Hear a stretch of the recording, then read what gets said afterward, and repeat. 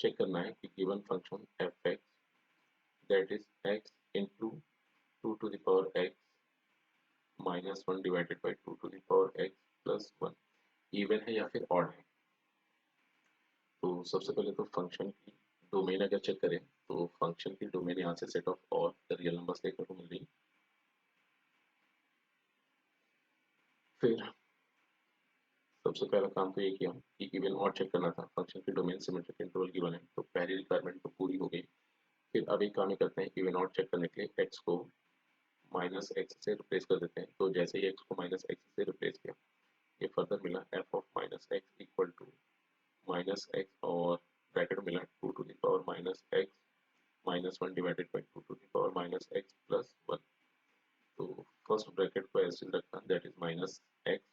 और next bracket को simplify करते हैं तो इसे लिखा one upon two to the power x minus one divided by one upon two to the power x plus one. तो फर्दर इसे सिंप्लीफाई किया जाए तो लिख सकते हैं माइनस एक्स और न्यूमरेटर को एलसीएम से सिंप्लीफाई करें तो इसे लिखा one minus two to the power x divided by two to the power x and इसके डिवीजन में मिल गया है one plus two to the power x divided by two to the power X. फिर फर्दर इसे simplify किया जाए तो माइनस एक्स एज आ गया और इसे लिखा जा सकता है one minus two to the power x divided by ये two to the power x and ये डिनोमिनेटर का जो two to the power X ये दोनों कैंसिल आउट हो गए, ये मिला one plus two to the power X. फिर फर्दर एक काम ये किया कि जो सेकंड ब्रैकेट गिवन था मतलब ये यहाँ से अगर माइनस साइन बाहर कॉमन कर ले तो माइनस एक्स ये आया एंड माइनस वन